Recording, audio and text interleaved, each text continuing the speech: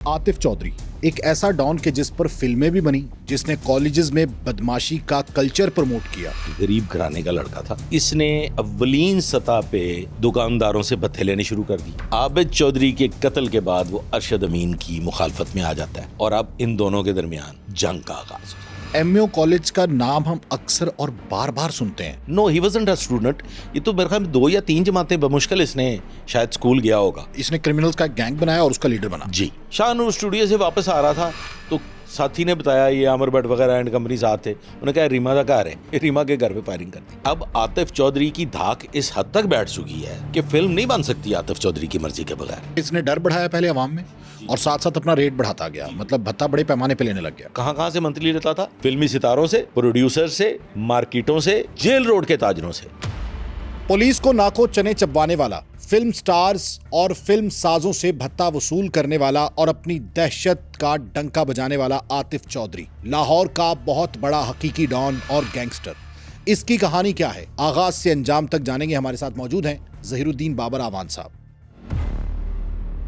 अच्छा सर, आतिफ चौधरी एक ऐसा डॉन के जिस पर फिल्में भी बनी, जिसने कॉलेजेस में बदमाशी का कल्चर प्रमोट किया और जिससे पुलिस वाले भी खौफ खाते थे। इसका आगाज कैसे हुआ? सबसे पहले तो मुझे ये एतराज़ है कि आतिफ चौधरी को लोग फैंसाइज क्यों करते हैं। अच्छा, इसको फैंटासाइज करते हैं लोग। जी, फैंसाइज करना चाहिए उन हीरोज़ को जिन्होंने मुल्क और कौम की खिदमत की, और बहुत से हैं। अगर आप स्टूडेंट लीडर्स को फैंसाइज करना चाहते हैं तो फिर हामिद मीर हैं, वो भी स्टूडेंट लीडर हैं। ब्लैक ईगल के वो बाकायदा मेंबर रहे हैं और वो उसके अव्वल के मेंबर थे। तो इस पे मुझे एतराज़ है। मैं कभी भी किसी क्रिमिनल को या गैंगस्टर को फैंसाइज करने के लिए या लोगों के लिए कोई उसकी खूबसूरत चीज़ें बयान करने के लिए बात नहीं करता, मैं उसके अंजाम पे बात करता हूँ। अच्छा, शायद इसलिए उसको फैंटासाइज करते हैं क्योंकि उसमें ये एक एलिमेंट आ जाता है कि जो गैंगस्टर्स जो गुजरे हैं ना, उसमें अमूमन हम लोग भी ये जुमला डाल देते हैं कि जिससे पुलिस खौफ खाती थी। तो हम ये सुनना चाहते हैं कि आखिर पुलिस किससे खौफ खाया, और वो भी चाहते हैं, इनर है ना इंसान का। इंसान सोचता है कि पुलिस जिससे डर गई यार, वो वाकई बंदा तो होगा, कुछ इस किस्म का। आतिफ चौधरी एक बड़े छोटे से घर का गरीब घराने का लड़का था और लाडला था। ठीक है, वालदैन का लाडला। महल्ला चिड़ी मारा अंदरून शहर का रिहायशी था। ठीक है, लोहारी का। अब जो सिटी एरिया है आपका लाहौर का, वहाँ पे तमाम जराइम जो है वो वहीं से जन्म लिए हैं। अंदरून लाहौर से। अंदरून लाहौर से बड़े बड़े गैंगस्टर्स ने भी वहाँ से जन्म लिया। और वहाँ पे क्राइम की हर जिस चीज़ पे भी आप बात करेंगे वो आपको अंदरून शहर लाहौर से मिलेगी। अगर आप मनशियात की बात करेंगे तो उसका आगाज़ भी वहीं से हो रहा है। और ये दुश्मनियों का भी, और दुश्मनियों का आगाज़ भी लाहौर सिटी से हो रहा है। तो ये लड़का बचपन से चूंकि लाडला था, हाथ छोड़ था। पंजाबी की टर्मिनोलॉजी हाथ छोड़। इसका क्या मतलब है? लड़ाई झगड़े करने वाला, ओके, थप्पड़ मार देने वाला, यानी इतनी सी बात को इतना बड़ा कर देने जी। वाला। और इसके जो एरिया है वहीं से वो आपके हनीफा बाबा एंड कंपनी, और फिर आपका वो नदीम पोपा और नानी वाला, वो मतलब एक लड़का है बानो नानी वाला। हाँ, बानो का बेटा नानी, वो भी वहीं से हुआ। फिर पत्तो पीची, वो झंडे खां ग्रुप, ये इनका देखा देखी हुआ नहीं, ये सारे वहीं से हुए। अच्छा, यानी वहाँ पे कल्चर ऐसा था। सब के सब अपनी जगह पे कहानी है। ओके। अच्छा, ये जितने गैंगस्टर्स हम डिस्कस करते हैं जी, ये अंदरून लाहौर से ताल्लुक रखने वाले हैं। अंदरून लाहौर से ताल्लुक। ठीक है, यानी वहाँ से बदमाशी ने जन्म लिया। जी, ठीक है। अच्छा, अब ये जो आतिफ चौधरी है, इसने अव्वलीन सतह पे दुकानदारों से भत्ते लेने शुरू कर दिए, जिसे आप उर्फ़े आम में जगह टैक्स कहा जाता है। अच्छा। डाकू नहीं था, डकैती नहीं की। ओके। वो डकैतियाँ जो हैं वो भी मैं आगे चल के हम डिस्कस करते हैं कि वो किस नौइयत की डकैतियाँ हैं। पहले छोटे लेवल पे, मोहल्ला लेवल पे दुकानदारों से, राइट लेफ्ट से इसने भत्ता लेना शुरू कर दिया, जगह टैक्स लेना शुरू कर दिया। छोटे मोटे जो जवारिये थे, जो क्रिमिनल्स थे, जो मनशियात फरोश थे, उनसे जगह टैक्स लेना शुरू कर दिया। ठीक है। अब ये थोड़ा जवान हो गया, जब जवानी में कदम रखा तो दोस्ती हो गई आबिद चौधरी से। Abid Chaudhary was Abid Chaudhary student leader MO college. MO college, ठीक है, इसलिए इसका एमओ कॉलेज आना जाना था। जी। And he was not the student. No, he wasn't a student. हाँ। ये तो मेरे ख्याल में 2 या 3 जमातें बमुश्किल इसने शायद स्कूल गया होगा। इसको स्टूडेंट लीडर कहना गलत है। गलत है, ये कभी भी स्टूडेंट ये है कि स्टूडेंट लीडर्स के साथ इसका ताल्लुक था, बहुत गहरा, बहुत और करीबी। ये एमओ कॉलेज का नाम हम अक्सर और बार बार सुनते हैं। क्या कॉलेजेस में बदमाशी का कल्चर इन लोगों की वजह से था? जैसे अरशद अमीन चौधरी, उनका ताल्लुक भी वहाँ से, आबिद चौधरी आपने बताया वहाँ से, तो ये नर्सरी तैयार करते थे। देखें, स्टूडेंट लीडर्स जो हुए हैं, जितने भी हुए हैं, हाँ, वो किसी ना किसी पॉलिटिकली वो एफिलिएटेड भी रहे हैं, बिल्कुल। और उनको सपोर्ट भी रही है। जैसे आप एमएसएफ ले लें, हाँ, आप पीएसएफ ले लें, जमीयत ब्लैक ले लें। ईगल ले लें, जमीयत ले लें, हाँ। तो ये सब के सब जो हैं वो सियासी हाँ, वाबस्तगी पॉलिटिकल है। एफिलिएशन जी। बिल्कुल थी। तो पॉलिटिकल एफिलिएशन में फिर जब आपस में ग्रुपों की लड़ाई झगड़े होते थे, हाँ, चौधर का झगड़ा। चौधर का झगड़ा होता था, तो फिर डेफिनेटली फिर ये वाला कल्चर जो है, लड़ाई झगड़े वाला, फायरिंग वाला, एहतजाज वाला, ये फिर जन्म लेता गया। लेकिन ये 2-3 कॉलेजेस ऐसे हुए हैं जहाँ पे ये बहुत पाए। दयाल सिंह कॉलेज था, एमओ कॉलेज था, इसी तरह से इस्लामिया कॉलेज रेलवे रोड हो गया, फिर आपका वादत रोड का साइंस कॉलेज हो गया, ठीक है, तो ये चंद एक कॉलेज। ठीक है। जी। आतिफ चौधरी अरशद अमीन चौधरी का भी बहुत करीबी दोस्त, अच्छा, और आबिद चौधरी का भी। आबिद चौधरी का भी करीबी दोस्त, इसी वजह से वो स्टूडेंट लीडर मशहूर हुआ। और अरशद अमीन चौधरी और आबिद चौधरी दोनों इकट्ठे थे, एक ही ग्रुप में जी, थे? इकट्ठे थे। फाइनली ये आगे चल के फिर आप जी, जी। अर्ज करते हैं, ये जब एमओ कॉलेज में एंटर हो जाता है, तो अब ये एक बड़ा स्ट्रॉन्ग ग्रुप की शक्ल में इसकी सूरत हाल जो है वो हो चुकी है। अब ये एक स्ट्रॉन्ग ग्रुप है, ठीक है, जिसमें आमिर भट्ट है, आगा नवीद है, तारे खां है, मुबशर कीमा, मुदस्सर पप्पू, और फिर इसी तरह से एक तारक मोटा, और ये नदीम पोपा, ये सारे के सारे इसके अब गैंग के मेंबर्स हैं। ठीक है। ये सारे के सारे क्रिमिनल्स हैं। और लीड कौन कर रहा? आतिफ चौधरी। लीडर है इनका आतिफ चौधरी। और आतिफ चौधरी को चाहिए सपोर्ट ऐसे लोगों की जो उसके लिए लड़ बने, जो उसके लिए ताकत का बायस बने। तो ये आगा नवीद हो गया, आमिर भट्ट हो गया, नदीम पोपा हो गया, फिर मुबशर कीमा एंड कंपनी, ये सारे के सारे, तारे खां एज वेल एज, तो ये सब के सब क्रिमिनल्स थे। जैसे तारे खां कार चोर भी था, कार स्नैचर भी था। ठीक है, इसने क्रिमिनल्स का एक गैंग बनाया और उसका लीडर बना। जी। और बैक पे इसके फिर वो एफिलेटेड जो एमएसएफ वगैरह, आबिद चौधरी और अरशद अमीन चौधरी थे। ठीक है। मुबशर कीमा और मुदस्सर पप्पू हैं। हाँ, इनकी अलग से एक हिस्ट्री है, ये कसूर से बिलोंग करते हैं, और ये खुद से डकैत हैं। आमिर भट्ट जो है वो एक शाहिद म्यो हुआ है, बड़ा मशहूर व मारूफ किरदार, ये छोटी फाट की कोट लखपत वाली साइड पे, ये उसका दस्ते रास हुआ करता था, उसका बेस्ट बडी था। ठीक है। एक अदाकारा की वजह से आमिर भट्ट की और शाहिद म्यो की आपस में अनबन हो गई, और उस पे शाहिद म्यो को आमिर भट्ट ने मर्डर कर दिया। ठीक है जी। वहाँ से फिर ये इसका जो ग्रुप था ये शामिल हो चुका था तब मुबशर कीमा और मुदस्सर पप्पू वगैरह के साथ, कसूरियों के साथ। ठीक है। वो उनको भी लेके फिर ये आगा नवीद और ये सब के सब एक ग्रुप बन गया। ग्रुप बन गया। और भी बहुत से इश्तिहारी हैं, ऐसे कई नाम हैं, जैसे वो आपका खालिद हीरा है, यानी इश्तिहारियों का और गैंगस्टर्स का एक ग्रुप था। और सब आतिफ चौधरी की क़यादत में था। आतिफ चौधरी की। ठीक। और आतिफ चौधरी बाकायदा कोई स्टूडेंट नहीं था, बल्कि उसका आना जाना था, और आबिद चौधरी और अरशद अमीन चौधरी के दोस्त थे वो। जी बिल्कुल। ठीक हो गया। अब बड़े पैमाने पे भत्ते ले रहे हैं इन्होंने। अब जो वो भत्ता है, जो जग्गा टैक्स है, वो बड़े पैमाने पे ले रहे हैं। इसने आगाज कहाँ से किया भत्ता लेने का? अंदरून से? आगाज इसने वो अपने मोहल्ले से। ठीक है। छोटी छोटी दुकानदारों से, राइट लेफ्ट। अब जो बड़ा भत्ताखोरी शुरू इसने की है, उसमें इसने ताजर जो बड़े बड़े थे, फैक्ट्री ओनर, बड़े बड़े ताजर, एक ताजर का इन्होंने मर्डर करने के लिए गए, वादत रोड का एक ताजर था, उससे इन्होंने भत्ता मांगा, वहाँ पे क्लैश हो गया, उसका गनमैन कत्ल हो गया। ये पहला मर्डर था गालबन। उसके बाद फिर अगर आप चले जाएं बंद रोड वाली साइड पे, चौक यतीम खाना, सोडीवाल क्वार्टर्स वगैरह, वो जो एरिया है, वहाँ पे कत्ल हो जाता है। तो अब ये कत्लेआम भी शुरू हो चुका है। ये अब कोई छोटे मोटे गैंगस्टर्स नहीं है, ये बड़े पैमाने के गैंगस्टर बन चुके हैं। और आतिफ चौधरी फायरिंग करना, किसी को कत्ल कर देना बड़ी मामूली बात है। ओके। फिर इसका एक साथी बड़ा प्यारा बड़ा लाडला साथी था जिसका नाम है असद प्रिंस।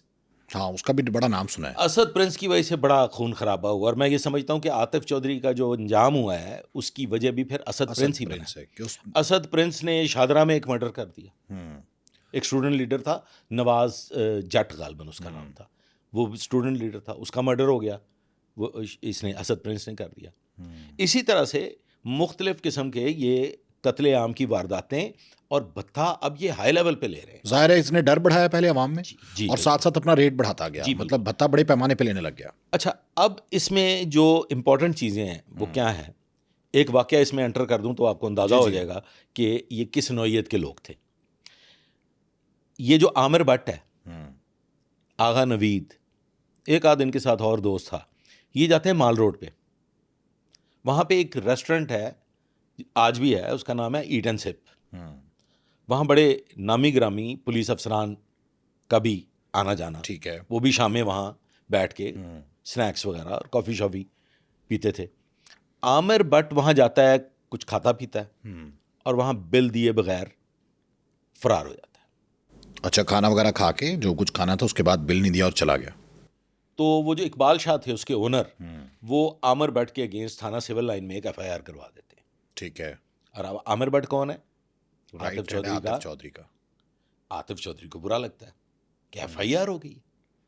अब आतिफ चौधरी वहाँ जाता है और फायरिंग करता है रेस्टोरेंट पे, रेस्टोरेंट पे, ठीक है। इकबाल शाह पे। और उस वक्त जब ये फायरिंग हो रही है वहाँ पे दो बड़े नामी गिरामी पुलिस अफसरान बैठे हुए हैं, बड़े बड़े रैंक्स के।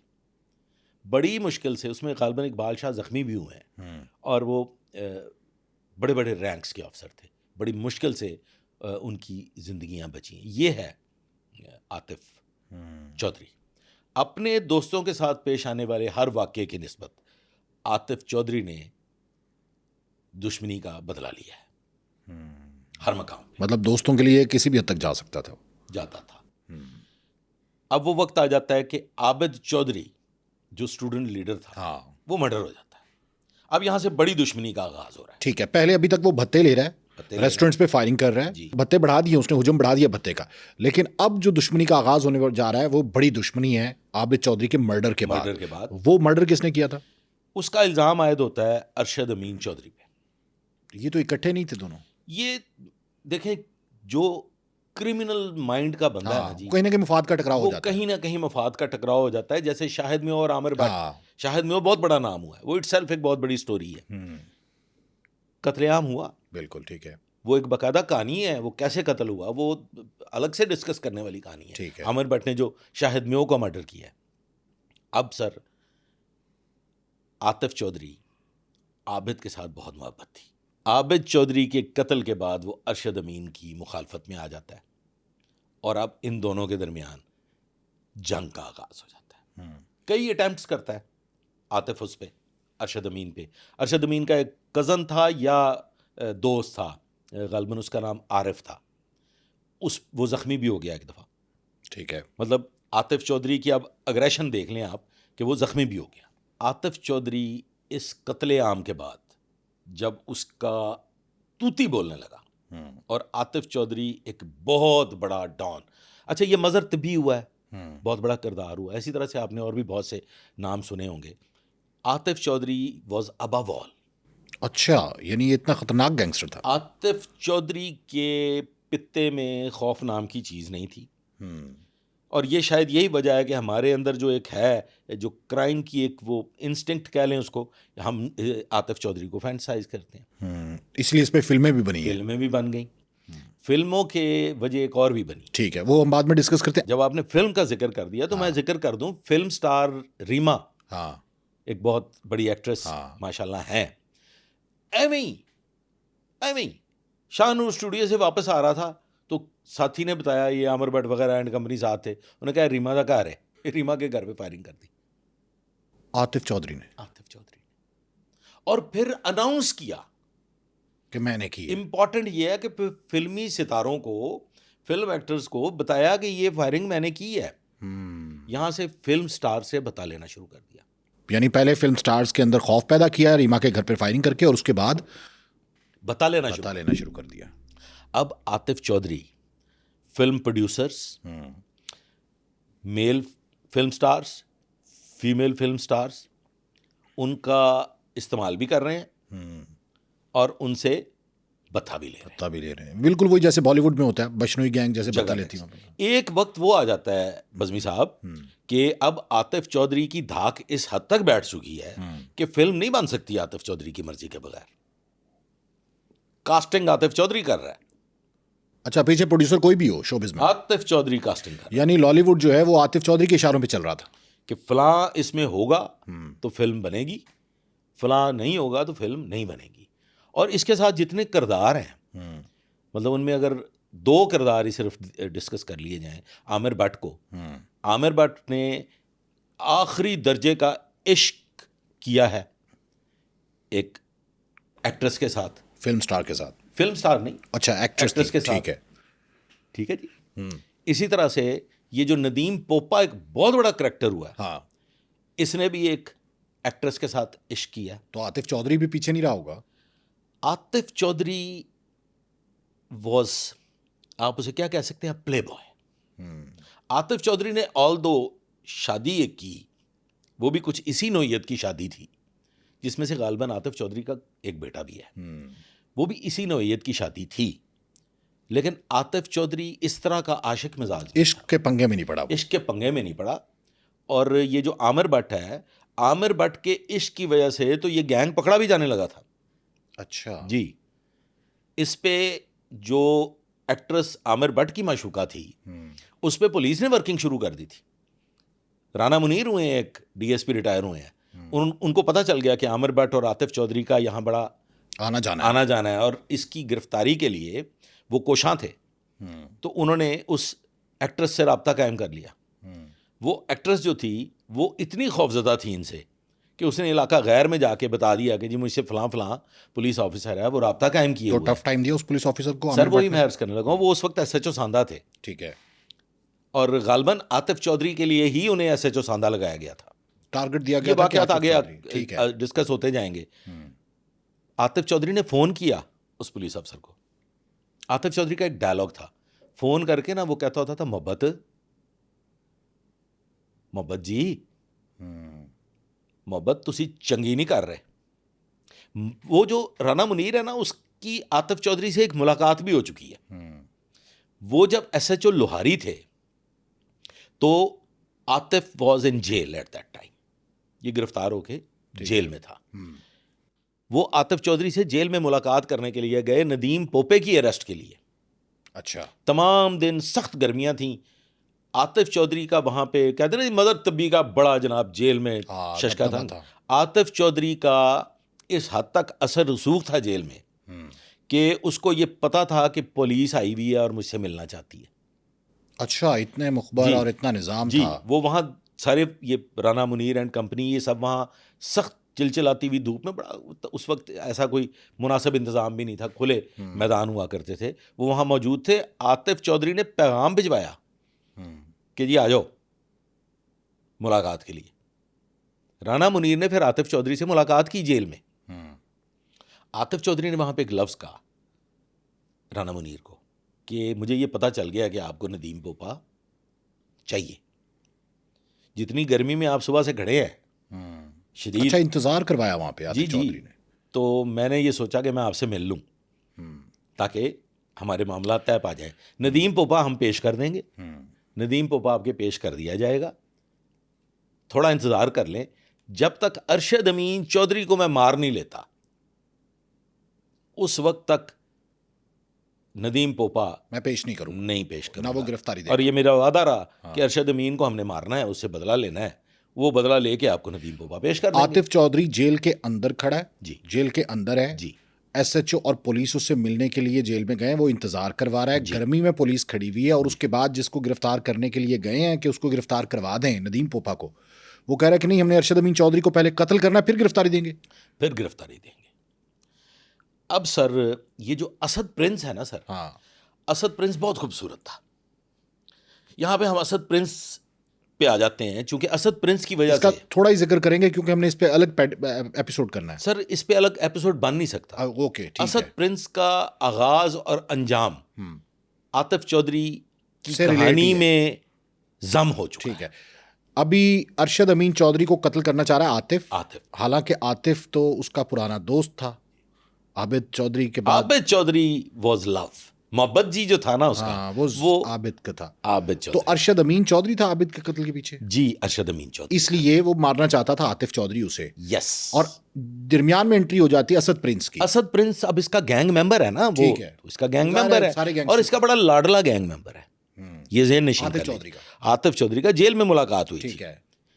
असद प्रिंस की आबिद चौधरी से जेल की मुलाकात है, जिस वजह से इनकी मोहब्बत। और ये तारिक खान और आगा नवीर, ये तकरीबन मुलाकातें सबकी जेलों की मुलाकातें हैं, और ये गैंगस्टर्स की मुलाकातें ऐसे ही हो जाया करती बिल्कुल हैं। सही है। असद प्रिंस इसके गैंग का मेंबर है और उसकी एक अदद गर्लफ्रेंड है, जो रिवाज गार्डन में एक एकेडमी में, जहाँ पे लैंग्वेज सेंटर है, वो वहाँ पे ज़ेर तालीम है। और असद प्रिंस उसको ड्रॉप भी करता है, उसको पिक भी करता है। ठीक है।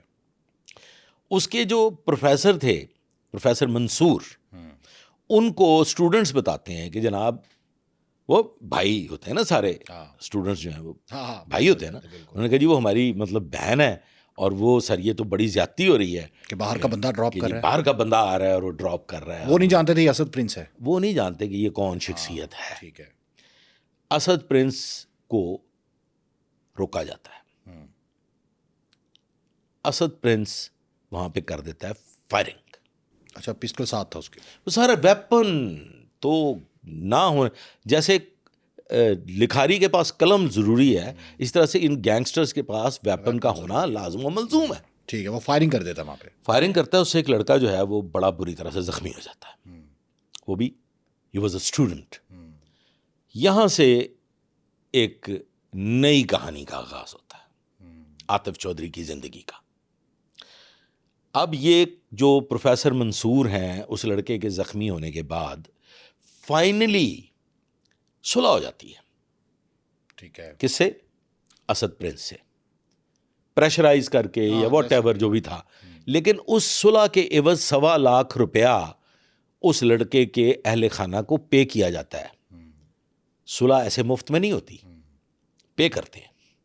ये चीज़ आतिफ चौधरी को पसंद नहीं आती कि उन्होंने 1.25 लाख रुपए क्यों लिए। 1.25 लाख ले लिया, मेरे बंदे की सुलह का 1.25 लाख ले लिया। ये प्रोफेसर मंसूर को पैगाम देते हैं कि पैसे वापस दे, और उसे थ्रेट करते हैं। ठीक है। इस थ्रेट के रिजल्ट में जो कैप्टन जुबैर महमूद, बहुत बड़ी शख्सियत हुए हैं, लाहौर में SSP लाहौर भी रहे हैं, कराची चले गए थे, फिर वहाँ मतलब वो वॉज अ वंडरफुल ऑफिसर, बड़े दबंग पुलिस ऑफिसर। तो कैप्टन जुबैर साहब को ये शिकायत जाती है area city, he was SP city, तो उन्हें ये शिकायत जाती है प्रोफेसर मंसूर की जानिब से कि जनाब ऐसे ऐसे ये वाक़या हुआ था जिसमें लड़का ज़ख्मी हुआ था, और उसका फिर माफ़ी हो गई थी, सुलह हो गई थी, लेकिन अब आतिफ चौधरी, आमिर भट्ट, असद, वही लड़का असद प्रिंस, और इनके दीगर साथी खालिद, हीरा वगैरह, ये हम पे बार बार आके इस बात पे प्रेशराइज कर रहे हैं कि पैसे वापस करो। तो यहां पे एंट्री होती है सर आबिद बॉक्सर की। आबिद बॉक्सर का नाम सुना होगा? बिल्कुल बिल्कुल। Abid boxer was PSO to SP city. SP city. ठीक है। अब जाहिर है PSO की जो स्पेशल स्टाफ का इंचार्ज है, उसी की ड्यूटियां लगती हैं। तो कैप्टन जुबैर महमूद आबिद बॉक्सर से कहते हैं कि आप जाएं, प्रोफेसर मंसूर साहब के साथ ये सारे मामले को आप ये हैंड ओवर कर रहा हूँ, आपने इसको देखना है। इसके बाद आबिद की वो कहानी है कि उसमें जो भी वाक़या पेश आया, वो वाक़या कुछ इस तरह से था कि आबिद का पहला एनकाउंटर हो गया आतिफ चौधरी के साथ। आतिफ चौधरी पैसे लेने के लिए आया है। वहाँ पे जो चीज़, ये मतलब इसमें बहुत सारे कन्फ्यूजन्स हैं कि गालबन पटाखे चल रहे थे, शबरात थी, ये आबिद बॉक्सर की जुबानी है। ये मुख्तलिफ लोगों ने जो बताया, लेकिन जो उसमें हकीकत है, कहीं सुनी बात है हियर से। हकीकत ये है कि ये जब वहाँ पे भत्ता लेने के लिए या वो जो पैसे हैं वापस लेने के लिए आते हैं, तो पुलिस वहाँ मौजूद है, और आतिफ वगैरह इतने चौकन्ना थे, गैंगस्टर है ना, कत्ले आम किए हुए हैं, बड़े बड़े वाक़यात पेश आ चुके हैं, और जो बत्थे लेते हैं ये जुआ खानों से, उसमें कालू शाहपुरिया का नाम सुना हुआ है हाँ आपने? बिल्कुल। वहाँ पे कोई 50 लोग जुआ खेल रहे थे, इसने वहाँ पे हमला किया। वो कालू 50 शाहपुरिया पे उसका तो अपना बड़ा ऑरा था, बड़ा टेरर था जी, उसका। कालू शाहपुरिया के डेरे से 50 के 50 लोगों से पैसे ले लिए। तो कालू शाहपुरिया को बुरा नहीं लगा? सर वो मंथली देना शुरू की उसने आतिफ चौधरी को, आतिफ चौधरी को। जो खुद अपना एक डॉन कहलवाता था अपने आप को, शाहपुरिया, बड़ा उसका भी नाम रहा है, वो आतिफ चौधरी को बता देता था। जी सर, जी सर, और आतिफ चौधरी ने बाकायदा वहां से जवारी उठाए उसके जी डेरे जी 50 लोग थे, उन 50 से ले लिए पैसे, जो कुछ भी उनके पास था, मंथली लेता था कालू शाहपुरिया से। और भी बहुत सारे नाम हुए हैं लाहौर के, ये सिविल लाइंस के एरिया में, सिटी के एरिया में ज्वारियों से बाकायदा मंथली लेता था आतिफ चौधरी। अब कहाँ कहाँ से मंथली लेता था? फिल्मी सितारों से, हाँ, प्रोड्यूसर से, मार्केटों से, बड़े बड़े ताजरों से, जेल रोड के ताजरों से, शोरूम्स वगैरह से, उसका बुनियादी काम कारोबार।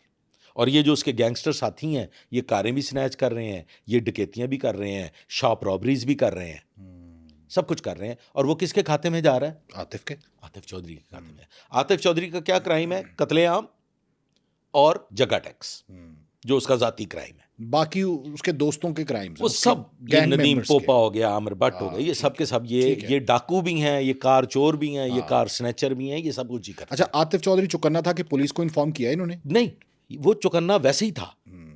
राइट लेफ्ट निगाह, आमिर भट्ट साथ है, वो खालिद हीरा साथ है, असद साथ है, फिर एक और लड़का था, वो भी, मतलब ये 4 लोग। और ये प्रोफेसर साहब के पास और ये प्रोफेसर साहब के पास गए हैं पैसे लेने के लिए। ठीक है।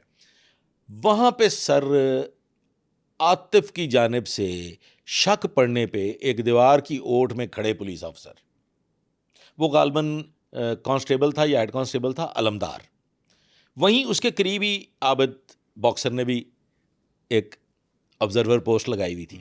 2 कांस्टेबल और भी थे, उन्होंने भी ऑब्जर्वर। एक कांस्टेबल जो है वो सामने कहीं दिखाई देता है विद वेपन, वहां पे आतिफ चौधरी की जानिब से हो जाती है फायरिंग। अब क्रॉस फायरिंग हो रही है। आबिद दिलेर आदमी, दिलेर पुलिस अफसर था जी, दिलेर पुलिस अफसर था। और मैं ये समझता हूं कि आबिद को पुलिस में ही होना चाहिए था। वो क्या वजूहात रही होंगी, दामन पे कई धब्बे भी हैं, वो धब्बे क्यों लग गए आबिद को? पुलिस अफसरान पे रिटायरमेंट के बाद वैसे ही धब्बे बहुत लग जाते हैं। नहीं, वो ड्यूरिंग सर्विस ही धब्बे लगना शुरू हो गए थे। तो मैं ये समझता हूं कि पुलिस ने एक बहुत बड़ा जो था ना क्राइम फाइटर, वो खो दिया। कुछ इस्लाह हो सकती थी, कुछ बैठ के बातें हो सकती थी। इन पे भी एक एपिसोड होनी चाहिए वैसे आबिद बॉक्सर जी। तो वो दिलेर था।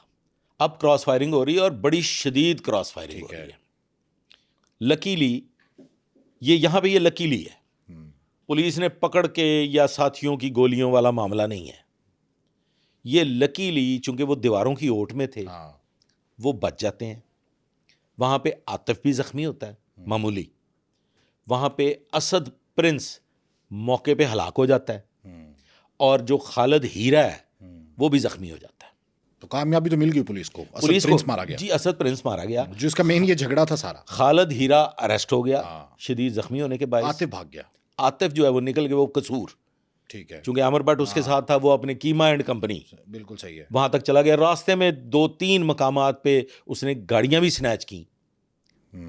जाते जाते स्नैच करके निकलना है ताकि शनाख्त ना हो जाए, पहचान ना हो जाए, वायरलेस पे पैगामात में गाड़ी वहीं छोड़ी, अगली आगे निकल गया। अब असद प्रिंस के कत्ल के बाद हीरा गिरफ्तार हो गया। ठीक है, हीरे का ट्रायल हुआ, वो 7 साल के लिए उसको टेररिस्ट कोर्ट से सज़ा हो गई। और फिर खालिद हीरा जब वापस आया है तो पूरी 7 साल की सज़ा भुगत के बाहर आया है। ठीक है जी। अब असद के कत्ल के बाद आतिफ चौधरी पागल हो गया। पैसे भी नहीं मिले सर, पैसे तो एक तरफ, अब तो ये कि दोस्त कत्ल हो गया। वो जो असद है ना, मैं बता रहा हूं ना कि असद के साथ उसका इश्क था, बेपनाह मोहब्बत थी, वो इंतहाई लाडला दोस्त था। अब आतिफ और पागल हो गया, आतिफ पागल हो गया और दुश्मन बन गया। अरशद अमीन का तो था ही, आबिद बॉक्सर का भी बन गया। अब वो आबिद बॉक्सर के साथ उसकी 1-to-1 दुश्मनी शुरू होगी। पहला आमना सामना होता है आबिद बॉक्सर के साथ आतिफ चौधरी का। उसमें आमिर भट्ट भी है, आगा नवीद भी है, आजम मोटा, तारिक खान, ये 4-5 लोग हैं। तो इसका पहला आमना सामना आबिद बॉक्सर के साथ। आबिद बॉक्सर वहाँ किसी निजी मसरूफियत की वजह से गया हुआ। ठीक है। ये point to be noted. Abid boxer was not Abid ready. Boxer वहां पे इसके लिए नहीं गया था। हाँ, तैयारी से नहीं गया। हाँ जी, आबिद बॉक्सर का आमना सामना हो जाता है और क्रॉस फायरिंग हो जाती है, अनएक्सपेक्टेडली। अनएक्सपेक्टेडली क्रॉस फायरिंग हो जाती है। ठीक है।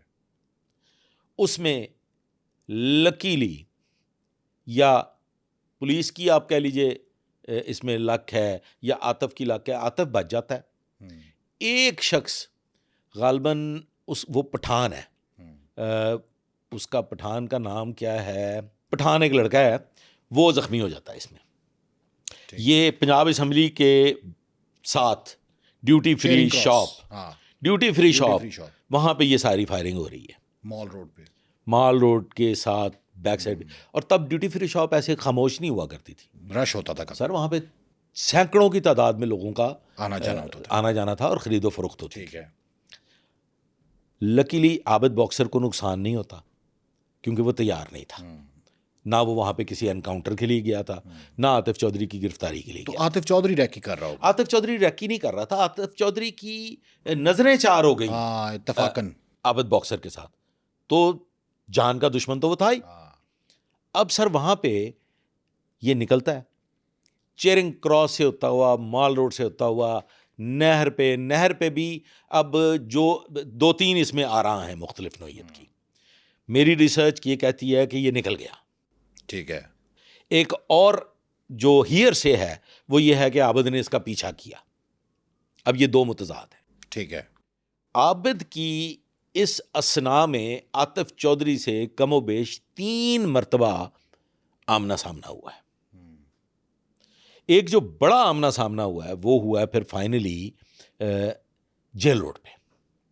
इसके बाद ये थिएटर है वहाँ पे, एक वहाँ आमना सामना हो जाता है, वहाँ से भी ये निकल जाता है।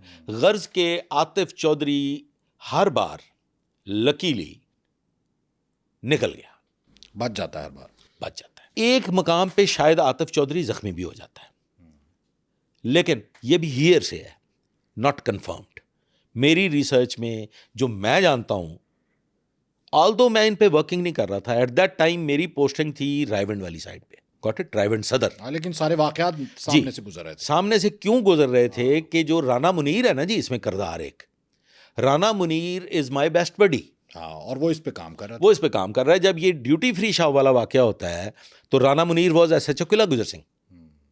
इस वाकये की इतला पाके वो फौरी तौर पे वहाँ जाए वकुआ पे पहुँचता है, वहाँ उसकी आबिद से मुलाकात होती है। अब ये जो कंट्राडिक्शन है ना कि पीछा किया या वो नहर वाली जो बात है, ये इसलिए तस्दीक नहीं होती कि राना मुनीर की वहाँ आबिद से मुलाकात होती है। क्योंकि आबिद वहीं पे, तो इसका आबिद मतलब वहाँ मौजूद है। नहीं किया।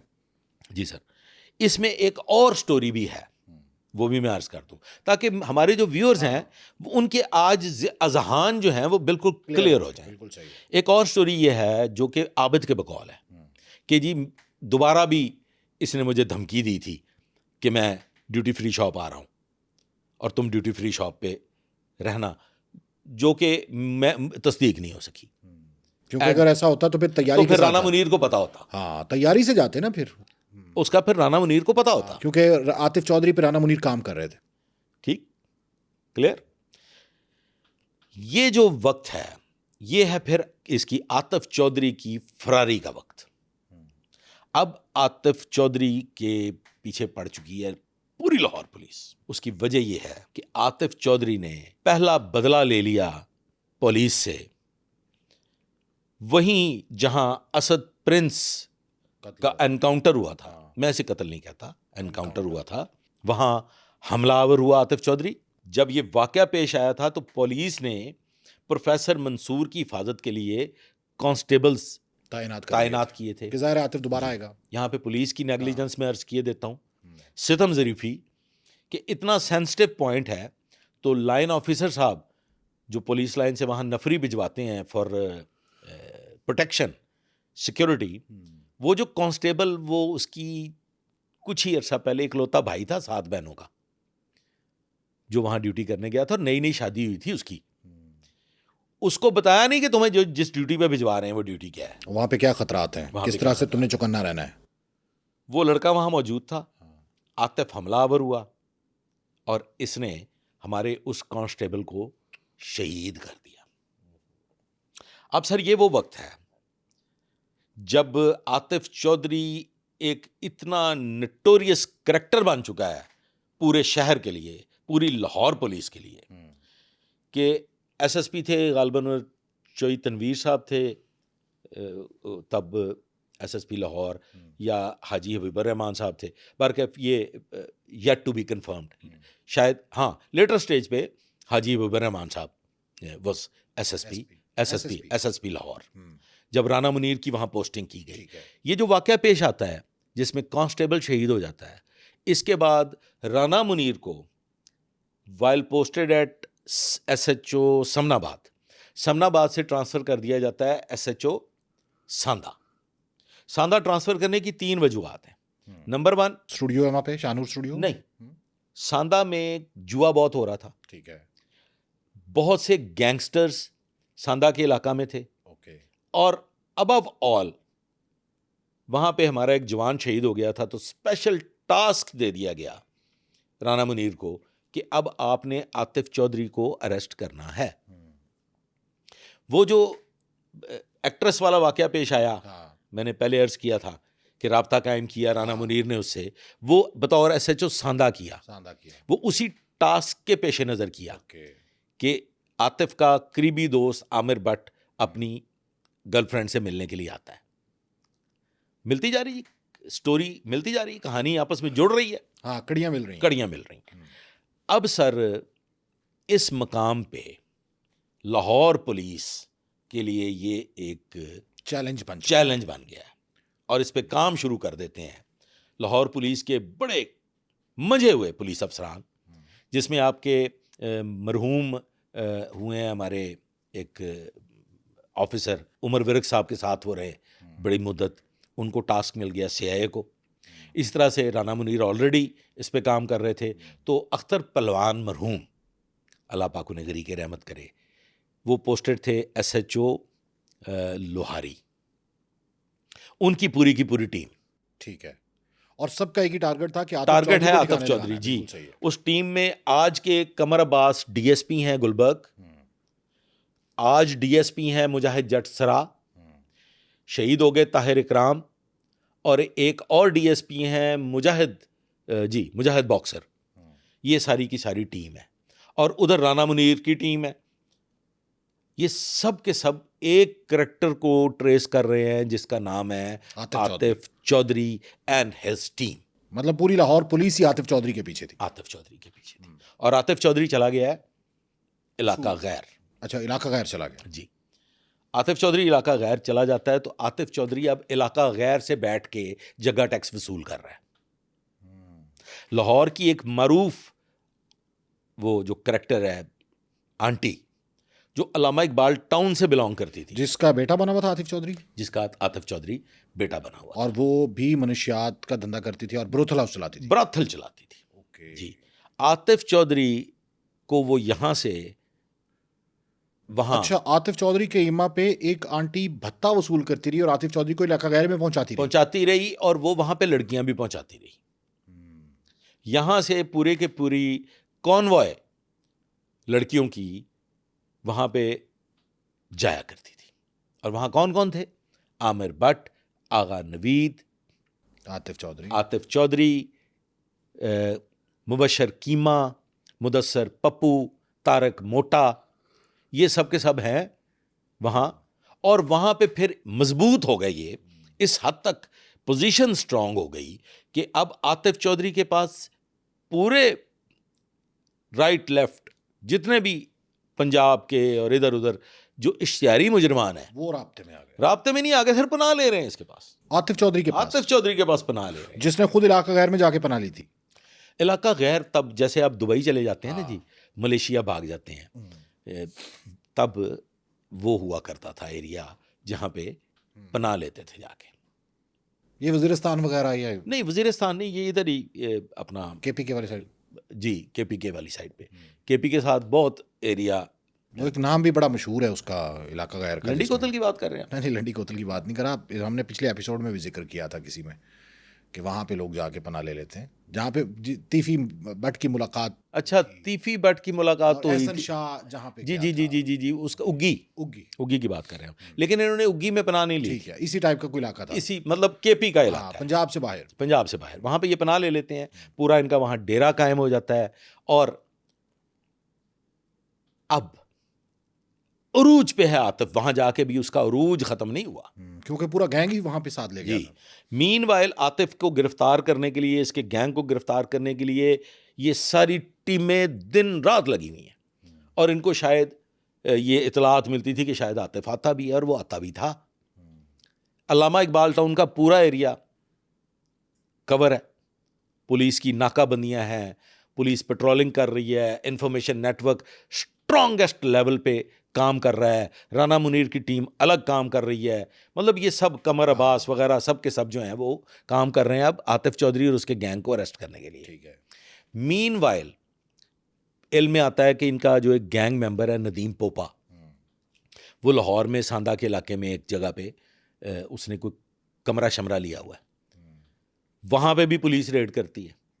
वहां पे नदीम पोपा जख्मी भी हो जाता है, राना मुनीर के साथ उसका एनकाउंटर होता है आमने सामने, उसमें नदीम पोपा जख्मी हो जाता है लेकिन गिरफ्तार नहीं हो सकता, भाग जाता है। देखिए जो वक्त मुकर्रा है ना बज़मी साहब, हाँ, उससे उससे तो पहले मौत कुछ नहीं हो आ ही नहीं सकती। सकता। हाँ, बिल्कुल ऐसे। अब सर वो वक्त आता है कि जहां पे आतिफ चौधरी का अंजाम होना है। अब खुदा ने जो रस्सी दराज की हुई थी ये व्यूअर्स के लिए कि ये जो फैंसाइज करते हैं इन गैंगस्टर्स को, इन क्रिमिनल्स को, इन डॉन्स को, इनका अंजाम बड़ा भयानक होता है। मैं आज के इस एपिसोड में बज़मी साहब आपके इस प्लेटफॉर्म से बताना चाहूँगा कि इस पूरे गैंग का अंजाम क्या हुआ। बिल्कुल सही है। ठीक है जी। उसने अरूज देख लिया, लड़कियां भी उसके साथ साथ लाहौर में हैं, हुकूमत दौलत भी लाहौर पे दौलत भी हुकूमत है, इकट्ठी की है। बड़े बड़े पॉलिटिशियंस को भी थ्रेट कर रहा है। और अरशद अमीन का क्या बना फिर? उसको अरशद किया अमीन कत्ल? अभी अरशद अमीन का ये कुछ नहीं कर कुछ सका। नहीं कर सका। ठीक है। अरशद अमीन का फिर बाद में जी ठीक जो है। भी हुआ, हमारा आज का टॉपिक अरशद अमीन नहीं है। हाँ बिल्कुल। अब सर आतिफ चौधरी लाहौर से जा रहा है इलाका गैर, उसके साथ एक अदद उसका साथी और भी है, वो ये गालबन तारिक मोटा था, वो मुख्तलिफ आरा हैं उसमें, और 2 ख़वातीन थी। उनमें से एक खातून वो थी जिससे आतिफ चौधरी ने गालबन निकाह किया हुआ था, ठीक और है। एक और लड़की थी। ये रावलपिंडी एक नाके पे इनको रोक लिया जाता है। वहाँ आतिफ चौधरी और ये सब लोग गाड़ी से बाहर आ गए हैं और इनकी तलाशी ली जा रही है। ठीक है। वेपन्स गाड़ी के अंदर हैं। ठीक है सर। आतिफ चौधरी एएसआई जो वहां पे तलाशी ले रहा है उसका पिस्टल निकाल लेता है, अच्छा। और वहां पे 2 कांस्टेबल्स को और एक एएसआई को जख्मी कर देता है नाके पे। अब लड़कियां बाहर हैं, आतिफ चौधरी गाड़ी स्टार्ट करता है और वहां से भाग जाता है शूटर हो जाता है, और लड़कियां वहीं खड़ी रह जाती हैं। लड़कियां वहीं रह जाती हैं। ठीक है। जिसमें एक इसकी शायद बीवी मनकूहा शायद, या शायद नहीं, और एक लड़की और है। ठीक है। अब यहाँ पे एक पॉलिटिशियन मंजरे आम पे आता है जो उधर का ही पॉलिटिशियन था। वो राब्ता कायम करता है लाहौर के एक बहुत बड़े ताजर से, एक बहुत बड़े बिल्डर से, जिनकी लिबर्टी मार्केट में लिबर्टी राउंड अबाउट पे प्लाजा है। अच्छा। वो उनसे राब्ता कायम करता है कि उन लड़कियों की जमानत करवाओ, और फिर वो किरदार उन लड़कियों की जमानत करवाता है। ठीक है। पुलिस लाहौर की भी राइट लेफ्ट सब उनको इंटरोगेट भी कर लेते हैं पिंडी जाके, उनकी ज़रूरत नहीं थी, वो किसी काम की नहीं थी, पुलिस उनको इंटरोगेट भी कर लेती है, सारा कुछ हो जाता है। और फिर फाइनली लाहौर का एक बड़ा ताजर, एक बहुत बड़ा बिल्डर, एक बहुत बड़ा डेवलपर इन दोनों खवातीन की जमानत और किसी सीनियर पॉलिटिशियन के कहने पे करवाता है, वो वहाँ के केपी के एक बहुत बड़े लीडर के कहने पे ठीक है, ये जमानत हो जाती है। ठीक है। अब वो वक्त आ गया है कि आतिफ के गिर्द घेरा तंग है। बहुत से ऐसे लोग जो इसके डसे हुए थे, Abid, boxer, Arshad Amin and company, मैं पॉलिटिशियंस को डिस्कस नहीं करना चाहूंगा। हाँ, दुश्मन का दुश्मन दोस्त होता है, ये दोनों दोस्त बन गए, जाहिर है। अब इन लोगों ने मैनेज किया, आबिद बॉक्सर ने और अरशद अमीन चौधरी आबिद बॉक्सर, अरशद अमीन, ये सब मैनेज कर रहे थे कि किसी तरीके से हम इसे अरेस्ट कर लें, लेकिन ये गिरफ्तार नहीं हो पा रहा था। फाइनली इलाका गैर में, वहां पे तब हुआ करते थे खासादार फोर्स, पुलिस, खासादार पुलिस होती थी, वो मैनेज हुए। एक दिन Atif Chaudhry was roaming around in the area, तो खासादारों ने उस पर फायरिंग कर दी। वो तवक्को नहीं कर रहा था उनसे फायरिंग की, क्योंकि वो तो वहीं रह रहे थे उसके साथ। अब आतिफ चौधरी शदीद जख्मी हो जाता है, तरीन हद तक जख्मी हो जाता है, और आतिफ चौधरी का ट्रीटमेंट मुमकिन नहीं है वहां पे। उसको पंजाब आना ही था। नहीं, आतिफ चौधरी को पेशावर मुंतकिल कर दिया जाता है, वहाँ वो ज़ेरे इलाज है, और ये तमाम तर मामलात की इतला पिंडी और पंजाब लेवल पे पहुँच जाती है। लाहौर से टीमें तश्कील दी जाती हैं, जिसमें लोहारी के SHO अख्तर पहलवान, कमर अब्बास, मुजाहिद जट सरा, ये सब के सब आप कह लें कि जी आबिद बॉक्सर भी जाते हैं पेशावर। वहाँ वो मुंतकिली की कोशिश करते हैं कि इसको ट्रांसफ़र करवा के लाहौर हॉस्पिटल ले आया जाए, लेकिन चंद नागुज़ीर वजूहात की बिना पे वो ट्रांसफ़र नहीं हो पाता। फिर फाइनली ये सारी की सारी टीम वापस आ जाती है, और फिर पूरी प्लानिंग के साथ तमाम दस्तावेजी चीज़ें इकट्ठी करने के बाद, परमिशंस लेने के बाद, होम सेक्रेटरी, सेशन वगैरह KP के पुलिस के पास ये चले जाते हैं KP, और KP जाके फिर आतिफ चौधरी को लोहारी पुलिस लाहौर ले आती है। अच्छा, इसका आबिद बॉक्सर के साथ भी कोई आमना सामना हुआ था वहाँ पे, जो इसने इस ख्वाहिश का इजहार किया था कि मुझे अपनी गन से ना मारना, क्योंकि मेरी अब ये हालत नहीं है, तुम्हारे साथ मुकाबले करने में मज़ा आया है। जो मैंने स्टडी की, क्योंकि मेरी, अब आप ये ज़हन नशीन कर लीजिए कि अख्तर पहलवान मेरे मोहतरम बड़े भाई, हम उनके साथ बहुत मोहब्बत के रिश्तों में थे। राना मुनीर मेरा उस्ताद, मुझसे सीनियर, मेरे साथ वो लाहौर में हमने बड़ी तवील मुलाजमत इकट्ठे की, ऑपरेशन इकट्ठे किए, CIA में हम इकट्ठे रहे, CIA कोतवाली में हम इकट्ठे रहे, मतलब हमने तकरीबन एक लंबी मुद्दत जो है वो इकट्ठे। आबिद बॉक्सर किसी जगह SHO भी रहे कि नहीं, ये PSO? नहीं, ये स्पेशल स्टाफ और इस तरह से काफ़ी इनकी, आबिद बॉक्सर का ऑफिस ड्यूटी है उनकी। सर आबिद बॉक्सर नहीं सर, फील्ड आबिद बॉक्सर, देखें आबिद बॉक्सर एक अलग चैप्टर है। बहुत बड़ा चैप्टर है, बिल्कुल सही है। लिहाजा हम किसी दिन आबिद बॉक्सर पे डिस्कस कर लें। ठीक है। अच्छा, अभी आ जाते हैं कि वहाँ पे खासादार फोर्स ने जख्मी कर दिया। उसके बाद KP के पुलिस से लोहारी गेट थाना आ गया। अब लोहारी गेट में आतिफ चौधरी एक हवालात में है, वहाँ पे आबिद बॉक्सर भी इनसे मिलने गए हैं। अब अगर वहाँ पे आबिद बॉक्सर की कोई इनसे ऐसी गुफ्तगू हुई है जो आबिद बॉक्सर अपने वो ही बता सकते हैं, तो वो बता सकते हैं। ठीक है, कोई गवाह नहीं है उनका, उसका गवाह नहीं है। वहाँ पे और भी बहुत से लोग मिलने गए हैं। अच्छा, जिसमें आपके लाहौर प्रेस क्लब के जो सदर हैं इस वक्त अरशद अंसारी, अच्छा, वो भी मिलने गए हैं। आतिफ चौधरी से अरशद अंसारी साहब मिलने गए हैं। ठीक है, वो इनकार नहीं करेंगे। ज़ाहिर है मुलाकात के लिए नहीं, वो वैसे ही बहसियत सहाफ़ी, एज अ क्राइम रिपोर्टर, उनसे बहुत से लोग मिलते भी थे, आज भी मिलते हैं, और उनके पास बहुत सारी इंफॉर्मेशन होती है। तो as a student Atif Chaudhry से वहाँ पे अरशद अंसारी की भी मुलाकात होती है। वहाँ पे अख्तर रसूल एक बहुत बड़ा किरदार हुए हैं, उनकी भी मुलाकात होती है।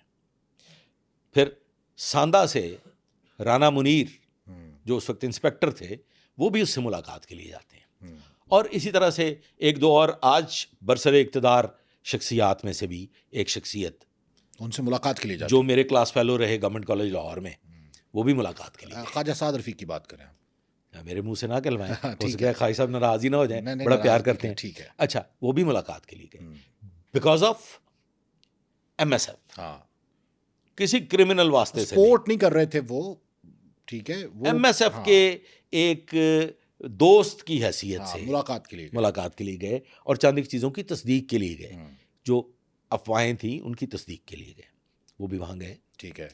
अब वो वक्त आ जाता है कि आतिफ ने अपने उस मुकद्दमा में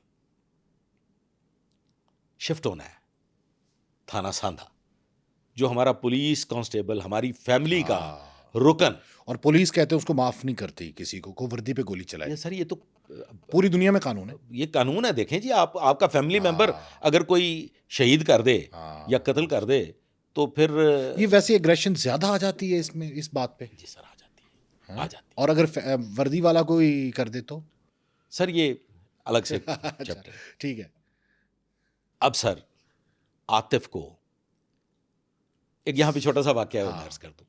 अब लोहारी पुलिस, अख्तर पहलवान, कमर अब्बास, मुजाहिद, इसमें एक स्टोरी भी है, वो स्टोरी बड़ी ज़रूरी है, ये बताना बहुत ज़रूरी है। मुजाहिद जट सरा,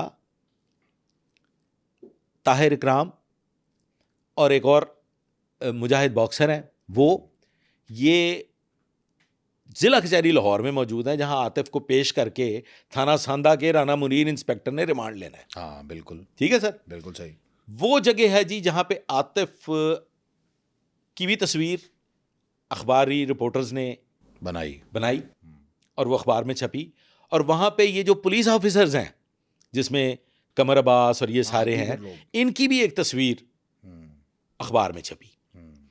ये वो जगह है ज़िला कचहरी जहां पे आतिफ चौधरी ने अपनी ज़िंदगी का आखिरी मशरूब पिया है, रिक्वेस्ट करके। कमर अब्बास को आतिफ चौधरी ने कहा कि जी मैंने शिजान पिया दो, और वो कमर अब्बास ने शिजान की बोतल मंगवाई जो आतिफ चौधरी को पिलाई गई। अब सर आतिफ चौधरी को शिफ्ट करके ले आया गया सांदा में आतिफ चौधरी ने जो आखिरी खाना खाया है वो भी बता दूं। अब सांदा में कौन कौन लोग मौजूद हैं?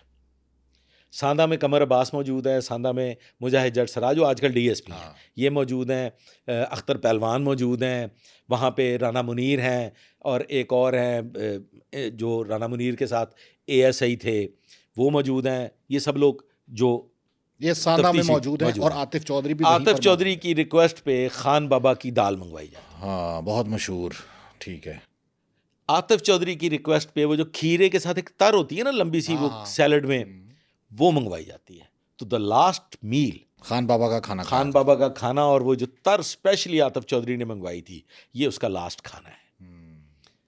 अब आतिफ चौधरी को लेके जाना है उस पॉइंट पे निशानदही जाए वकुआ के लिए, जाहिर है। और आतिफ चौधरी को ये लग रहा था कि मैं जाऊंगा वापस नहीं आऊंगा। आतिफ चौधरी को लग रहा था, उसे पता तो चल गया था। लेकिन यहाँ पे एक पॉइंट है सर, आतिफ चौधरी से जो मीटिंग हुई, जो उसकी तफ्तीश हुई, आतिफ चौधरी ये समझता था कि बहुत गलतियां हुई हैं। अच्छा, मान गया था? शर्मिंदा था? नहीं, यही मैं, बहुत गलतियां हुई हैं, लेकिन शर्मिंदा नहीं था। अच्छा, उसको मलाल नहीं था। और दूसरा ये कि उसको शायद कहीं ये यकीन था कि इस ज़ख्मी हालत में मैं ज़िंदा भी रहूँगा, मेरा रिमांड कटवाया जाएगा, मुझे हॉस्पिटलाइज किया जाएगा, मेरा ट्रीटमेंट करवाया जाएगा, और फाइनली किसी स्टेज पे, जैसे आगे चल के मैं चंद एक चीज़ें अर्ज़ कर देता हूँ। जैसे खालिद हीरा शदीद ज़ख्मी हालत में जेल गया और वो सज़ा हुआ, जैसे बाद अज़ां तारिक खान का भी एक वाक़या आ जाएगा इसमें, जो उसका बड़ा नोटोरियस कैरेक्टर है। आतिफ दाल खा चुका है, सारा कुछ हो गया है, निशानदेही के लिए लेके जा रहे हैं। वहाँ पे दुश्मन हमलावर हो जाते हैं। अरशद अमीन चौधरी अपने साथियों समेत वहाँ आतिफ चौधरी को कत्ल कर देते हैं। आतिफ चौधरी तो कत्ल हो गया बज़मी साहब, लेकिन आतिफ चौधरी के जो आफ्टर शॉक्स हैं वो ख़त्म नहीं हुए। अच्छा, आतिफ चौधरी के कत्ल के बाद एक कोहराम मच गया। इसका फैन क्लब बन गया था। इसका फैन क्लब, इसके साथी, इसके दोस्त। अब इसमें दो आ रहा है, दो चीज़ें हैं और इंतहाई इंपॉर्टेंट है। एक तो ये कि आतिफ चौधरी के एनकाउंटर के बाद पुलिस स्टेशंस पे हमले हुए, फायरिंग की गई, एहतजाज नहीं हुए, ब्लाइंड एक्शंस हुए। ठीक है। पुलिस स्टेशंस के ऊपर ऑब्जर्वर पोस्टें लग गईं, वेपन दे के जवानों को बिठा दिया गया, पुलिस स्टेशंस के दरवाजे बंद कर दिए गए, ताले लग गए। वो जो मैंने आपको इससे पहले अर्ज किया था कि एक तस्वीर बनी थी, हाँ, DSP की बनी थी, पुलिस पार्टी की, और उसके साथ साथ आतिफ चौधरी की अखबार में छपी थी। जी, छपी थी। वो आपको पता चल जाएगा। उसमें एक जो कमर अब्बास हैं इस वक्त DSP गुलबर्ग से इन्वेस्टिगेशन, वो टारगेट थे, वो टारगेट कैसे थे वो भी पता चल जाएगा आपको। आतिफ चौधरी के मर्डर के बाद, आतिफ चौधरी के एनकाउंटर के बाद, मैं तो उसे मर्डर कहूँगा ना जी, क्योंकि दुश्मनों ने अटैक किया था, अरशद अमीन चौधरी ने अटैक किया था, तो पुलिस पे हमले हुए। कमर अब्बास के शुबा में, कमर अब्बास समझते हुए एक हमारे यंग ASI थे सैफुल्ला, उनको मार दिया, वो शहीद कर दिए गए वादत रोड पे। 2 पुलिस कांस्टेबल समनाबाद में शहीद कर दिए गए। अब जो 2 आरा वाली बात कर रहा था कि कुछ लोगों का ये कहना है कि ये आमिर भट्ट और आगा नवीद थे और उसके साथी जिन्होंने मारा है and Tariq Khan and company. ठीक है, लेकिन एक शुनीद ये भी है जो तहकीक में साबित भी हुई, जिसकी तस्दीक राना मुनीर आज जो DSP रिटायर्ड है वो भी करेंगे, कि आतिफ चौधरी का जो फैन क्लब था, जो फैंसाइज करते थे गैंगस्टर्स को, उन्होंने ये कार्रवाइयाँ की, निकल पड़े। आफ्टर शॉक्स, ये जो आफ्टर शॉक्स है, ये जो आफ्टर मैथ है, क्यों मारा है, aftermath of Atif Chaudhry के लोगों ने फायरिंग कर दी और वो शहीद हो गए एक जवान। कमर अब्बास पे अटैक होने लगा है।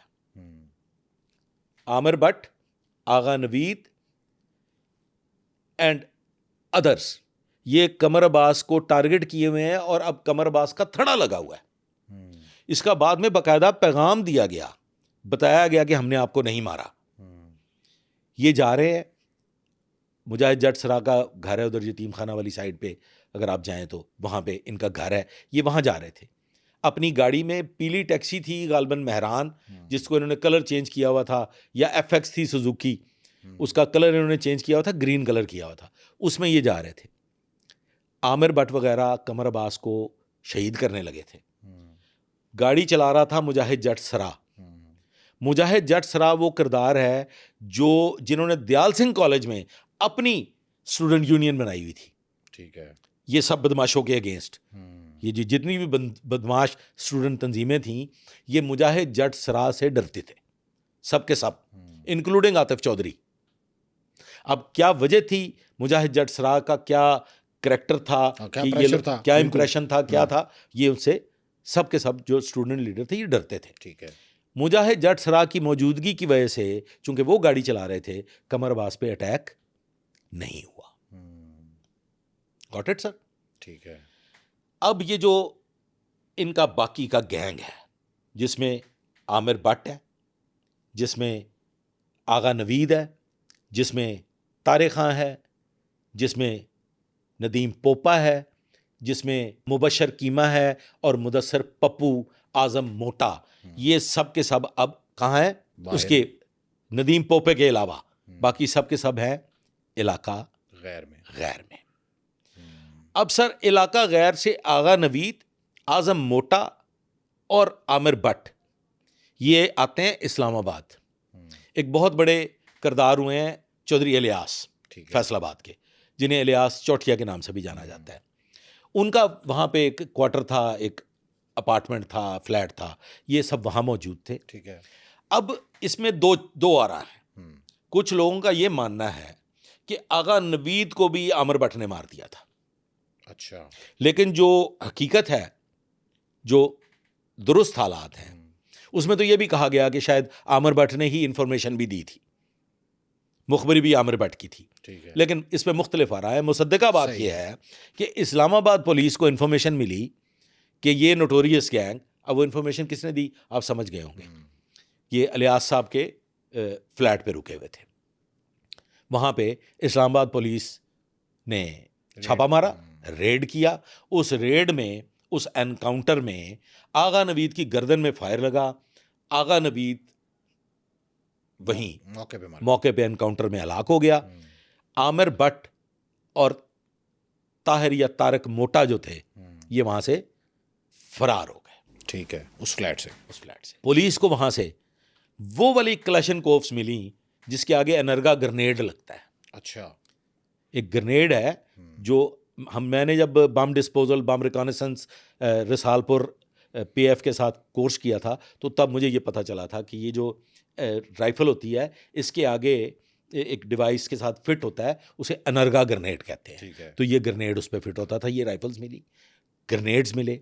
वहाँ पे एक पिस्टल मिला, गालबन M11।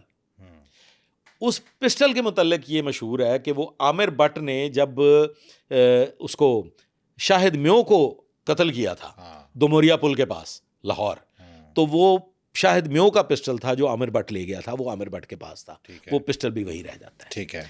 ये चीज़ साबित करती है कि अगर आमिर भट्ट ने आगा नवीद को मारा होता तो वो पिस्टल वहां ना रहता। हाँ, बिल्कुल सही है। ठीक है सर, ठीक है, पिस्टल So, कभी ना छोड़ता वो, आलय कत्ल कभी अपने अब वेपन्स अपने लेके जाता, लेकिन ये इस्लामाबाद पुलिस का ही एनकाउंटर क्योंकि है। वो आराम से रिलैक्स बैठे थे, वेपन साइड पे पड़े हुए थे, तो इसलिए फौरन भाग गए। अब सर वो जो टारगेट वाली बात मैंने आपको अर्ज की थी ना कि कमर अब्बास टारगेट था, हाँ। वो यहां पता चली। पुलिस को जो बाकियात मिली वहां से, वो जो है ना अपना तस्वीर मिलती है, उस पर सर्कल किया, उस पे कमर अब्बास की तस्वीर सर्कल हुई है रेड कलर से, और जो आईडी कार्ड इसके आगा नवीद की जेब से मिला वो डॉक्टर एहसन के नाम का आईडी कार्ड था। लेकिन आगा नवीद को कोई पहचानता नहीं था, क्योंकि वो जो आईडी कार्ड मिला था वो तो डॉक्टर एहसन के नाम का था। मेरी यहां पे एंट्री है, लेकिन मैं आगा नवीद को शनाख्त नहीं करता था, ना मैं आमिर भट्ट को शनाख्त करता था, मैं इनमें से किसी को शनाख्त नहीं करता था। मैं स्वात से वापस आ रहा था, मुझसे रब्ता कायम किया गया, असद अलवी साहब थे उस वक्त आईजी, इंस्पेक्टर जनरल। मैंने उसी वक्त बता दिया कि जी मैं इनमें से किसी को रिकग्नाइज नहीं करता, शनाख्त करनी थी कि ये कौन है, तो वो लाहौर पुलिस ही बेहतर शनाख्त कर सकती हाँ, थी। जाहिर है। यहाँ से टीम गई जिसमें आपके अख्तर पहलवान, कमर अब्बास, राना मुनीर नहीं राना मुनीर नहीं, कमर अब्बास, अख्तर पहलवान, मुजाहिद जट सरा, ये जाते हैं इंस्पेक्टर जनरल पुलिस इस्लामाबाद के ऑफिस। वहाँ पे इनको चाय वगैरह पिलवाई जाती है और एक ऑफिसर की ड्यूटी लगाई जाती है। वहाँ पे थाना आप पारा है, हाँ, थाना आप पर है, बिल्कुल। वहाँ पे डेड बॉडी लाई जाती है और कमर अब्बास, मुजाहिद जट सरा आइडेंटिफाई करते हैं कि जी ये आगा नवीद है। ये अंजाम हो गया आगा नवीद का। आगा नवीद खत्म। अब आज के दिन तक जो 2 लोग जिंदा हैं, आमिर भट्ट, 3 लोग जिंदा हैं सर। हाँ, अभी मुदस्सिर पप्पू, तारा भी जिंदा है, हाँ, आमिर भट्ट भी जिंदा है, हाँ, मुबशर कीमा भी जिंदा है, हाँ, मुदस्सिर पप्पू भी जिंदा है, और वो जो तारिक मोटा है वो भी जिंदा है। सही है। ये सब जिंदा है। आतिफ चौधरी, आगा नवीद, ये दोनों चले गए, असद प्रिंस पहले चला गया। असद प्रिंस पहले चला गया। ओके। जो खालिद हीरा है हाँ, वो जेल में चला गया। ठीक है सर, ठीक है। जख्मी था, ट्रायल हुआ, जेल चला गया। अब सर यहां पे इस मकाम पे एक नई स्टोरी ने जन्म लिया। वो स्टोरी ये थी कि अब आमिर भट्ट जो है ये चला जाता है कोहाट अपनी पूरी की पूरी टीम के साथ। ये पूरी ये गैंगस्टर्स की जो टीम, गैंगस्टर्स की जो टीम थी, इसमें तारिक खान नहीं है। ठीक है।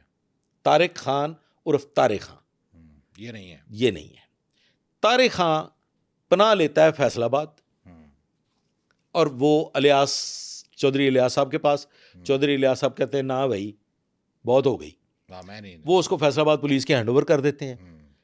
फैसलाबाद चूंकि ये लाहौर का मतलूब मुल्ज़म था, इसको उस वक्त, अब SHO हैं राना मुनीर कहाँ पे, वो उधर सिटी एरिया साइड पे, वो शफीकाबाद एक थाना है, वहाँ के SHO हैं, वो उसको वहाँ लेके आते हैं। मैं सारे गैंग को कवर कर रहा हूँ हाँ। कि मैं एंड कर दूँ ताकि फिर दोबारा इस पे बात ना करनी पड़े बिल्कुल सही है। और सब लोगों बल्कि की लोग ही बात करें इस पे। बात करें, तिशनगी मतलब आप कोई जिस पे बात करते थे लोग बाद में अपने चैनल्स पे बात करते थे तो किसी को तिशनगी ना रहे। हाँ, ठीक है। ले सर, अब ये जो तारिक खां ये लाहौर आ जाता है और तारिक खां मुजाहिद जट सरा भी शफीकाबाद गए हैं, कमर अब्बास भी शफीकाबाद गए हैं, ये सब टीमें वहाँ गई हैं तफ्तीश करने के लिए।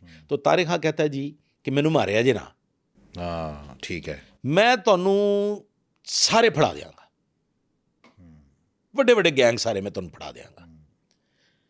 इस वादे पे मुजाहिद जट सरा जो आज DSP हैं वो तारिक खां की जान बख्शी हो जाती है और तारिक खां चला जाता है जेल। ठीक है। तारिक खां जेल जाते ही 2 मजहबी शख्सियात से मुलाकात करता है। अच्छा, बड़ी एक है किबला आजम तारिक साहब हाँ। और एक हैं किबला ज़ियाउर रहमान फारूकी साहब, और शमूलियत इख्तियार कर लेता है, उनके हाथ पे बैत करता है और शमूलियत इख्तियार कर लेता है सिपाही साहबा में। और वहाँ जाके इन दोनों साहबान को, इन मुअज़्ज़ज़ शख्सियात को टिप देता है कि ये जो लाहौर में बोरीबंद लाशें हैं जो मिलती हैं, वो एक पीले रंग की टोयोटा वैन में उनको मुख्तलिफ मकामात पे फेंका जाता है। और ये तो कमर अब्बास मुजाहिद जट सरा जिसने जान बख्शी करवाई है, और आबिद बॉक्सर ये मेन किरदार हैं जो सिपाही मोहम्मद के मेंबर हैं। अच्छा, यानी उनको खिलाफ भड़काता है। जी। और एक प्राइवेट आदमी था, उसका सगा भाई पुलिस इंस्पेक्टर था, वो जैगम बुखारी है, इस तरह से कोई उनका नाम था, वो सिविलियन था। ये लोग हैं जो सिपाही मोहम्मद के वर्कर्स हैं, सिपाही मोहम्मद के लिए काम करते हैं, और ये जो बोरीबंद लाशें हैं ये इनकी कारस्तानी है। अब जनाब कमर अब्बास वगैरह की, आबिद बॉक्सर की, मुजाहिद जट सरा की, इन सब की इंक्वायरी शुरू हो जाती है। मौलाना आज़म तारिक किबला लेटर लिखते हैं अथॉरिटीज़ को कि हमारे मुखालफीन सिपाही मोहम्मद वाले जो हैं वो ये लोग हैं। अब इनकी मसाजिद से इंक्वायरियाँ हो रही हैं, इनके महल्ले से इंक्वायरियाँ हो रही हैं, इनकी स्कूल से इंक्वायरियाँ हो रही हैं, इनके कॉलेजेस से इंक्वायरियाँ हो रही हैं, और फाइनली पता चलता है कि ना आबिद बॉक्सर अहले तिशी है, ना कमर अब्बास अहले तिशी है, ना ही ये मुजाहिद जट सरा अहले तिशी है। एक थे आगा मुजाहिद अब्बास इंस्पेक्टर, वो अहले तिशी थे। ठीक है। वो अपनी मतलब जो एक नॉर्मल डेथ होती है, वो अपनी उम्र पूरी करके उनका इंतकाल हुआ, उन पे भी इनका कोई हमला कामयाब नहीं हो सका। लेकिन वो जो एक बुखारी साहब थे ना, प्राइवेट आदमी था, जैगम बुखारी मेरे ख्याल में उनका नाम था, उनके सगे भाई शायद आजकल डीएसपी हैं। उन्होंने मीनवाइल जब ये सारी इंक्वायरी शुरू हो गई, पता चल गया कि सिपाही साहबा जो है वो हम उनके टारगेट बन चुके हैं, और सिपाही साहबा वाले तो हमें किसी वक्त भी हमलावर हो सकते हैं हम पे, तो उन्होंने फैसला किया कि हम जेल जाते हैं, मौलाना आज़म तारिक साहब से मिलते हैं, मुलाकात करके अपनी सफाई पेश करते हैं कि जी हमारा हम पे ये इल्ज़ाम गलत है। मुजाहिद जट सरा और कमर अब्बास मना करते हैं कि नहीं जाना कि नहीं जाना, आप बेगुनाह हैं तो आप बेगुनाह हैं, आपका कोई कसूर नहीं है तो कोई कसूर नहीं है। लेकिन उससे ये होना कि आज़म तारिक साहब के लेटर से पूरी सिपा साहबा जो दुश्मन बन गई इन लोगों की, बन गई सर, अब पैगाम जा चुका। और ये एक बहुत बड़ी चाल खेली तारिक खान ने। तारिक खान है, ये कितना बड़ा करैक्टर था तारिक खान आज भी जिंदा है, जिसकी जान बख्शी की। तारिक खान आज भी जिंदा है, मानसेरा में है, लाहौर में उसने शादी की थी, गालबन हमारी एक मुअज़्ज़ज़ एडवोकेट लॉयर थी जो उनके केसेस भी लड़ा करती थी, वो भी एक कहानी अलग से ही है। अच्छा, उन्होंने उनसे शादी कर, वो हाँ उनसे शादी की थी। केसेस चलते रहेंगे, चलो बगैर फीस के केस लड़े जाए। तारिक खान उर्फ तारिक खान आजकल मानसेरा में क़याम पज़ीर है। अच्छा। खालिद हीरा ताइब हो चुके हैं, तमाम बुराइयों से तौबा करने के बाद, इस्लाम कबूल करने के बाद आजकल प्रॉपर्टी का बिजनेस करते हैं लाहौर में। ओके। वो जो आज़म या तारिक मोटा था वो भी हयात है आज तक, और वो भी कहीं, असद प्रिंस की सारी फैमिली अमेरिका सेटल हो गई है। अच्छा। सबके सब पहले सऊदीया गए, सऊदीया से शिफ्ट हुए, वो सब सारी की सारी फैमिली, बड़े शरीफ लोग हैं, इंतहाई शरीफ लोग हैं, वो सारी की सारी फैमिली अमेरिका शिफ्ट हो गई। अब सर अंजाम होने वाला है आमिर भट्ट एंड कंपनी का। ठीक है, जो रह गए थे उनमें। जी, ये सर कोहाट चले जाते हैं, वहाँ पे पनाह हासिल करते हैं, और ये आतिफ चौधरी से भी ज़्यादा स्ट्रांग हो जाते हैं। पूरे पंजाब, इवन सिंध से, केपी से जितने नोटोरियस लोग थे, जितने गैंगस्टर्स थे, उन सब के साथ एक बाकायदा मुनज़्ज़म जमात बना लेते हैं। और अब इनके पास क्या है, रॉकेट लॉन्चर्स भी हैं। अच्छा। इनके पास एंटी एयरक्राफ्ट भी हैं, इनके पास सब मशीन गन्स भी हैं, इनके पास मशीन गन्स भी हैं, इनके पास ग्रेनेड्स भी हैं, इनके पास AUGs भी, मतलब हर तरह का जदीद वेपन। ये कौन कौन थे? आमिर भट्ट, मुबशर कीमा, मुदस्सर पप्पू, और तारिक या आज़म या इस तरह का एक नाम है, वो उसका नाम है मोटा, उर्फ मोटा। हाँ ठीक है, उसका जो मुखफ़फ़ है वो जो छोटा नाम है। और तारिक खान जेल में अपनी साजिश, तारिक खान जेल में है, खालिद चिट्टा हीरा जो है वो भी जेल में है, ये सारे। अच्छा, अब सर वहाँ पे केपी पुलिस रेड करती है कोहाट में इस इंफॉर्मेशन पे कि यहाँ पे एक बहुत बड़ी तादाद वेपन्स हैं, और यहाँ पे इश्तहारी मुजरमान की पनाहगाह है ये। वहाँ पे एक DSP साहब अलॉन्ग विद फोर्स रेड करते हैं, वहाँ पे शदीद किस्म की फायरिंग होती है, वो DSP साहब और वहाँ पे 4 कांस्टेबल्स शहीद हो जाते हैं। अच्छा। आमिर भट्ट के साथ एनकाउंटर में, इस एनकाउंटर के दौरान इस सारी सूरत हाल को मद्देनजर रखते हुए एक हलचल मच जाती है। एक क़यामत का समय है। अब आप खुद अंदाजा लगा लें कि एक डीएसपी शहीद हो गए, एक साथ 4 कांस्टेबल शहीद हो गए। अब एक भरपूर रेड किया जाता है, वहां फुल फ्लज रेड होता है, ठीक है। चारों तरफ से घेरा डाल के। उसमें आमिर भट्ट हलाक हो जाता है, उसमें मुबश्शिर कीमा हलाक हो जाता है, उसमें मुदस्सर पप्पू हलाक हो जाता है, और एक वही जो मोटा रह जाता है, वो फरार हो जाता है। अच्छा, वो बच निकलता है। ये चारों तरफ कॉर्डन ऑफ किया हुआ है, उसके बावजूद चारों तरफ, जी जी, इलाका गैर है, कुछ इस किस्म की सूरत हाल बनी हाँ। होगी, या ये भी हो सकता है कि वो इंफॉर्मेशन नेटवर्क में आ गया हो, हाँ, वादा माफ गवाह भी बन वो सकता है। मुखबरान में शामिल हो गया हो, बिल्कुल और सही। ये सारी कार्रवाई शायद ठीक उसके है। कहने पे तो हुई ये हो। खात्मा हुआ इस गैंग का। तो जनाब, इस तरह से आतिफ चौधरी का जो एक बाब था, एक तारीख थी, वो अपने हमेशा के लिए। मंत की अंजाम को पहुंची और हमेशा के लिए खामोश हो गई। सर, बहुत बहुत शुक्रिया आपका। आज का पॉडकास्ट आपको कैसा लगा, कमेंट सेक्शन में जाकर अपनी राय का इजहार जरूर कीजिएगा।